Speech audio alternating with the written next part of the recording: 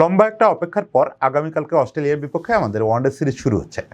এই সিরিজটা আমাদের ক্রিকেট দল হিসাবে খুব গুরুত্বপূর্ণ সিরিজ, কারণ এই সিরিজটা থেকে আমরা যদি একটা ম্যাচ জিতে রাখতে পারি সেটাই পাওয়া। ওই একটা ম্যাচের পয়েন্টও আমাদের জন্য অনেক কাজে লাগবে। এখন আসলে প্রতিটা পয়েন্টই আমাদের জন্য খুব জরুরি। আবার দুটো ম্যাচ জিতে যদি কোনোভাবে সিরিজটা বের করে ফেলতে পারি, বেশ কিছু গুরুত্বপূর্ণ পয়েন্ট চলে আসবে, এমনকি আমরা র্যাঙ্কিংয়ে আরেক ধাপ আগানোর কাছাকাছি চলে যাব।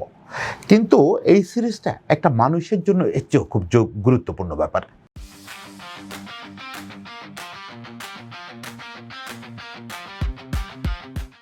সেটা হচ্ছে মোসাদ্দেক হোসেন সৈকত।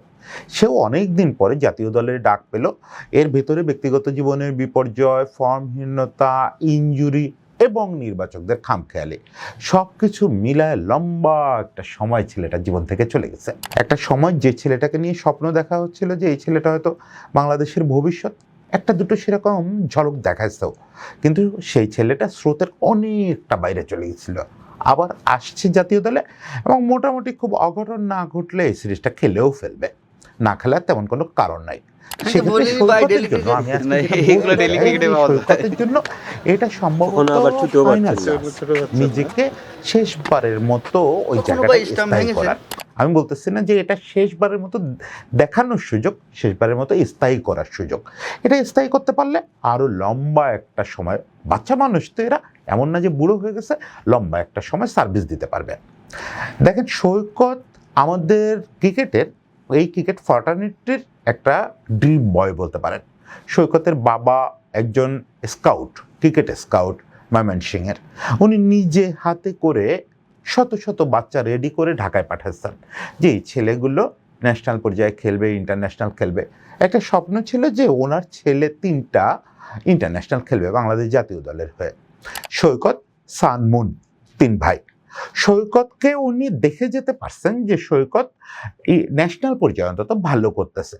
ইন্টারন্যাশনাল কল পাওয়ার আগেই অকাল প্রয়াণ হয় আমাদের সৈকতের বাবার। তারপরে সানমুন এখনো খেলে যাচ্ছে, কিন্তু সৈকত জায়গাটা শক্ত করতে পারে নাই। বাবার ওই স্বপ্নটা এখনো পর্যন্ত পূরণ করতে পারে নাই। অথচ সৈকতের শুরুটা কিন্তু ওরকম একটা প্রমিস নিয়ে হয়েছিল। এখন সৈকতকে আমরা যেরকম ভাবি যে সৈকত মূলত একজন ব্যাটসম্যান, মাঝে মাঝে একটু বল করতে পারে, অথচ সেই সময়টায় সৈকত অনেকটাই পুরোদস্তুর অলরাউন্ডার ছিল। সৈকত ব্যাটে বলে দুর্দান্ত সার্ভিস দিত। আপনাদের হয়তো মনে থাকবে যে 2019 বিশ্বকাপের আগে আগে আমরা যে ট্রাইনেশনটা জিতলাম, ওখানে কিন্তু সৈকতের দারুণ ভূমিকা ছিল। এছাড়া সৈকতের ওই যে বললাম ঝলক ঝলক বেশ কিছু আমরা দেখছি, কিন্তু যেটা হলো ব্যক্তিগত কিছু সিদ্ধান্ত, পারিবারিক কিছু টার্ময়েল, সব মিলে সৈকত প্রথমবারের মতো পা পিছলালো। তারপরে ইনজুরি, ফর্মহীনতা, এটা তাকে কিছুদিন বাইরে রাখলো। এরপরে আমরা পড়লাম একটা অদ্ভুত নির্বাচনী থিওরির ভেতরে। সেটা লিপু ভাই প্রকাশ্যেই বলে ফেললেন, আগে নির্বাচকরা প্রকাশ্যে বলেননি। লিপু ভাই মুখ ফুটে বলে ফেললেন যে মিরাজ আর সৈকত নাকি এক দলে চলে না। বাংলাদেশে এরকম ভুতুড়ে প্রচুর ক্রিকেট তত্ত্ব তৈরি হয়েছে যেগুলোর কোনো ক্রিকেটীয় ব্যাখ্যা এই জগতে নাই। আমাদের এখানে এই কথা আমরা শুনছি যে মনি আর রফিক এক দলে বল করতে পারে না, দুটো বাঁহাতি স্পিনার বলে। অথচ এই দলেই আবার আমরা দেখছি পরবর্তীকালে 3টা বাঁহাতি স্পিনার সমানে ডমিনেট করতেছে। আপনার দুজন খেলোয়াড়ের ক্যারেক্টার যদি প্রায় একরকম হয়ও, তারা এক দলে খেলতে পারবে না, এটা খুব আজগুবি কথা।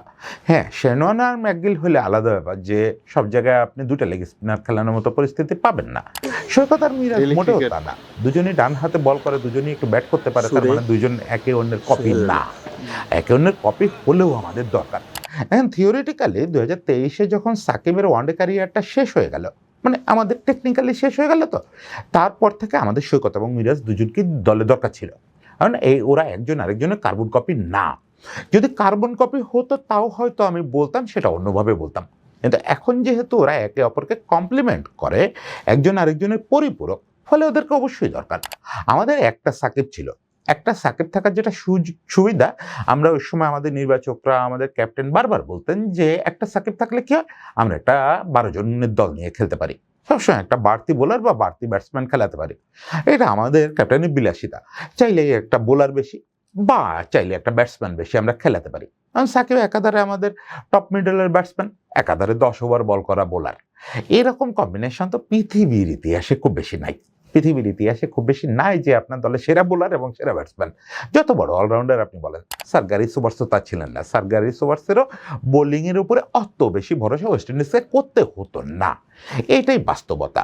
জ্যাক ক্যালিসও সারা জীবন ওই রকমভাবে বলে সার্ভিস দিতে হয় নাই তাকে, কিন্তু সাকিবের সেটা দিতে হয়েছে। এখন সাকিব যখন চলে গেল আপনি কি করবেন? আরেকটা সাকিব সারা পৃথিবীতেই নাই, আপনি আপনার দেশে রাতারাতি তৈরি করবেন?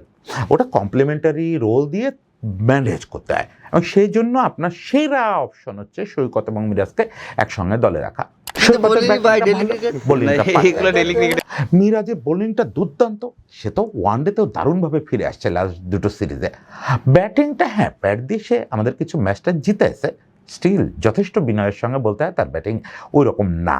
ওই যে মাঝে মাঝে ওপেন করছে, 3 নম্বরে খেলছে, 5 নম্বরে খেলছে, ওই স্ট্যান্ডার্ড ব্যাটসম্যান সে না। ওটা তার আসলেই পার্ট টাইম কাজ। মানে আপনার ব্যাটসম্যান হিসাবে মিরাজকে সামাল দেবে সৈকত, বোলার হিসাবে সৈকতকে সামাল দেবে মিরাজ। তাহলে দুটো মিলে একটা প্রায় সাকিব হয়ে গেল। তাতে সুবিধা কি, আপনি যখন 6-7 এই দুজনকে খেলাচ্ছেন তখন আপনি 6th বোলার ইউজ করতে পারতেছেন, 6th বোলার দলে রাখতে পারতেছেন। আরও একটা বড় ব্যাপার হচ্ছে আজকাল আমরা 2 উইকেটে বেশি খেলি, আগের মতো ওই লো বাউন্স স্লো উইকেটে খুব বেশি খেলি না। ফলে বাড়তি স্পিনার নেওয়ার বিলাসিতা দেখানোর কোনো সুযোগ এখন আমাদের থাকে না। আমাদের 3টা জেনুইন এক্সপ্রেস বোলার খেলাতে হয়, কখনো কখনো সঙ্গে একটা স্লো পেসারও খেলাতে হয়। মানে 4টা পেসার আমাদের খেলাতেই হয় প্রায়শ, 3টার নিচে তো নামার কোনো সুযোগই নাই। যদি 4th বোলার হিসেবে কাউকে চুজ করতে হয় তখন রিশাদকে নিতে হয়, যেও আসলে ওই কাদামাটির উইকেটের বোলার না। তাহলে কি দাঁড়ালো? তাহলে আপনার ওই স্পিন অপশনগুলো তো অলরাউন্ডার দিয়ে পোষাতে হবে। আপনি এক গাদা ওই আরাফাত সানি, ইলিয়াস সানি নিয়ে বসে থাকতে পারতেছেন না, ওই বিলাসিতার সুযোগ নাই আপনার, কারণ আপনি খেলতেছেন 2 উইকেটে। সেক্ষেত্রে আপনার দুজন খেলোয়াড় 6 এবং 7-এ যারা দুজনে মিলে নিয়মিত 10 ওভার বল করবে, মানে আপনার 6th বোলারের যে অপশনটা সেখানে কোনো ঘাটতি থাকা চলবে না। ওটা সৌম্য সরকার টাইপের বোলিং হলে চলবে না, যে চললেও চলতে পারে না চললেও না চলতে পারে, ওরকম না। বল তো শান্তও করতে পারে। এখন ওই ভরসায় তো আপনি মাঠে নামবেন না। আজকাল আপনি লিমিটেড ওভার ক্রিকেটে আপনার 6th বোলিং অপশন যদি না থাকে আপনি অ্যাটাক করতে পারবেন না। কারণ আপনাকে ধরেই নিতে হবে যে আপনার যে 5টা গোনা বোলার 5-10কে 50 বা টি-20তে 4-5 করি, ওর ভিতরে যে কোনো একজন খানিক পরে ফেল করে যেতে পারে, দুজনও ফেল করতে পারে। সেক্ষেত্রে আপনার ওই 6th বোলারকে এমনও হতে পারে 6th বোলারেরই আসলে কোটা পূরণ করতে হচ্ছে। এটা আপনি ইন্টারন্যাশনাল ক্রিকেটের দিকে তাকালেই দেখবেন, যারা ডমিনেট করতেছে লিমিটেড ওভার ক্রিকেটে তাদের প্রত্যেকের 6th বোলিং অপশনটা খুবই অসাধারণ।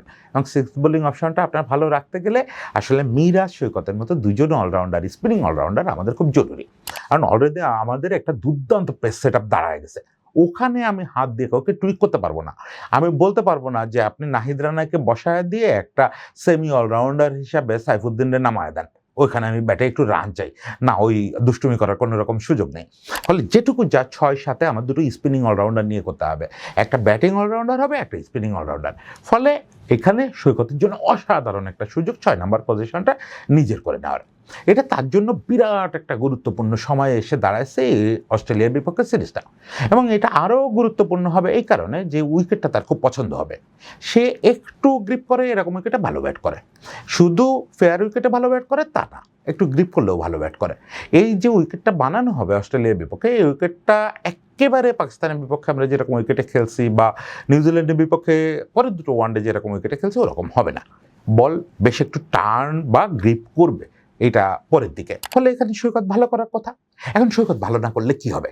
কেন বলতেছি যে এটা সৈকতের ফাইনাল চান্স? কারণ হচ্ছে আরও কয়েকটা বাচ্চা উঠে আসতেছে। বিশেষত আমি দেখতেছি সৈকতের একদম ঘাড়ের উপরে নিঃশ্বাস ফেলতেছে রাতুল নামের একটা ছেলে।